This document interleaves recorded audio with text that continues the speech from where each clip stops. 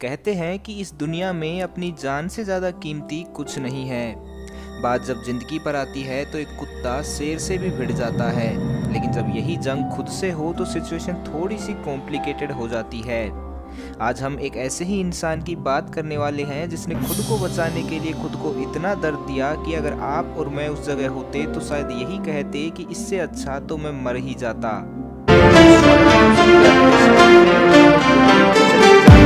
इंसान की कहानी जो आपके रोंगटे खड़े कर देगी। ये कहानी है एरन रोल्स्टन की। 27 अक्टूबर 1975 को जन्मा ये शख्स पेशे से एक मैकेनिकल इंजीनियर था, लेकिन पता नहीं कहां से इसके सर पर माउंटेनियरिंग का भूत सवार हो गया। अब भाई साहब ने इस शौक को पूरा करने के लिए अपनी जॉब से भी रिजाइन दे दिया और निकल पड़े माउंटेनियरिंग की दुनिया का चैंपियन बनने। दरअसल रोल्स्टन का एक सपना था कि उसे कोलोराडो की उन सभी पर्वत चोटियों पर चढ़ना है जिनकी हाइट कम से कम 14,000 फीट है, और रोल्स्टन ऐसा करने वाला पहला इंसान बनना चाहता था।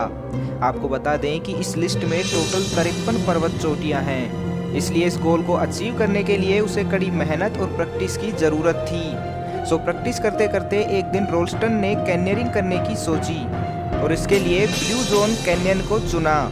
ब्लू जोन कैन्यन एक स्लोट कैन्यन है जो कैन्यनलैंड्स नेशनल पार्क में स्थित है। दरअसल स्लोट कैन्यन ऐसी सकरी घाटियां होती है जो चट्टानों के बीच पानी के लगातार प्रवाह के कारण बनती है।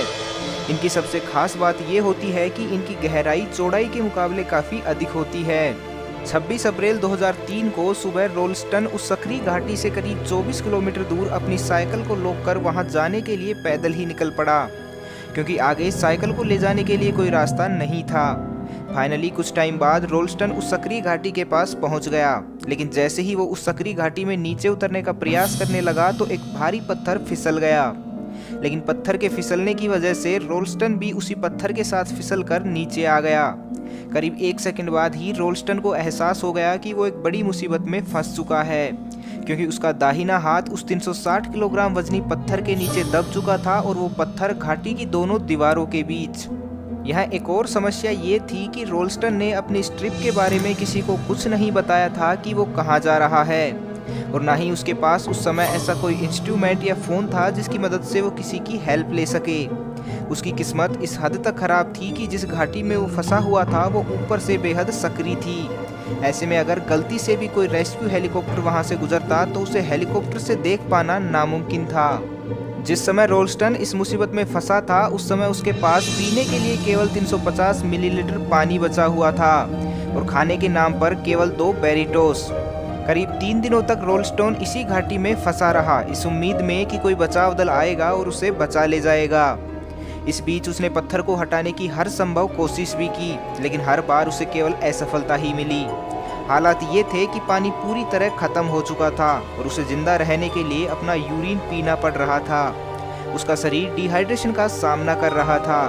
लगातार 3 दिनों तक हाथ में ब्लड सर्कुलेशन ना होने की वजह से अब उसका हाथ भी डिकम्पोज होना शुरू हो गया। 5वें दिन जब पानी पूरी तरह खत्म हो गया तथा उसकी बॉडी भी पूरी तरह डिहाइड्रेट हो चुकी थी, तब थकान के कारण उसे नींद आ गई, जहां उसने एक सपना देखा कि वो भविष्य में अपने बच्चे के साथ खेल रहा है, लेकिन उसका दाहिना हाथ कटा हुआ है। जब सुबह रोल्स्टन की आंखें खुली तो उसने फैसला लिया कि वो इस सपने को सच करके दिखाएगा, लेकिन अपने हाथ को काटने के लिए उसके पास सिर्फ एक मल्टी टूल था जिसमें 2 इंच का नाइफ, पाइलर्स और कुछ अन्य जरूरी चीजें एक ही जगह होती हैं। ये मल्टी टूल उसे एक फ्लैशलाइट खरीदने पर मुफ्त मिला था, यानी ऐसी क्वालिटी के नाइफ के साथ हाथ और स्पेशली हड्डियों को काटना इम्पॉसिबल था। इसलिए रोल्स्टन ने सबसे पहले टॉर्क फोर्स का यूज करके यानी अपने हाथ को रोटेट करके रेडियस और अल्ना बोन्स को ब्रेक कर लिया और उसके बाद उस जगह स्किन को काटना शुरू कर दिया। 2 इंच के उस पॉकेट नाइफ की हेल्प से रोल्स्टन ने सबसे पहले अपने हाथ की सभी मसल्स और स्किन को कट किया और सबसे अंत में पाइलर्स की हेल्प से टेंडन्स और नर्व्स को कट किया। आपको बता दें कि टेंडन्स और नर्व्स को बिना एनेस्थीसिया, मेडिकल हेल्प और प्रॉपर इंस्ट्रूमेंट के कट करना हद से ज़्यादा पेनफुल होता है। जब कभी हमारी कोहनी किसी चीज़ से टकराती है तो जो करंट हमें फील होता है वो करंट इन्हीं नर्व्स की वजह से फील होता है। तो सोचिए जब आप अपने हाथ की सभी नर्व्स और टेंडन्स को डायरेक्टली कट करेंगे तो वो फीलिंग कैसी होगी। इस पूरी प्रोसेस में 1 घंटा लगा। इस दौरान रोल्स्टन के टोटल ब्लड वॉल्यूम का 25% ब्लड बह गया। लेकिन फाइनली 1 घंटे बाद रोल्स्टन अपने आप को उस भारी भरकम पत्थर के चंगुल से आज़ाद करा पाने में कामयाब रहे। लेकिन अभी उन्हें 24 किलोमीटर का सफ़र पैदल ही तय करना था। इसलिए एक हाथ की मदद से ही उस घाटी को पार कर रोल्स्टन ऊपर आए और करीब 9.7 किलोमीटर तक पैदल यात्रा की।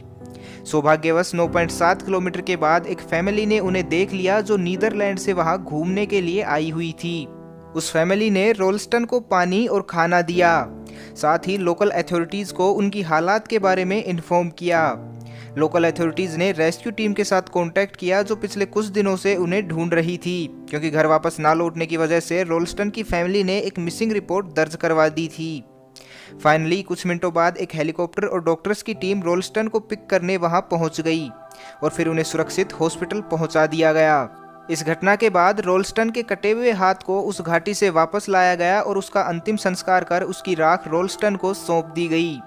कुछ महीनों बाद जब रोल्स्टन पूरी तरह रिकवर हो गए तो उन्होंने एक बार फिर माउंटेनियरिंग की शुरुआत की और फाइनली सभी कोलोराडो 14ers पर चढ़ने वाले पहले व्यक्ति बने। उनकी लाइफ के इन 127 टफेस्ट घंटों के ऊपर एक हॉलीवुड मूवी भी बनाई गई है जिसमें उनके स्ट्रगल को बखूबी दर्शाया गया है।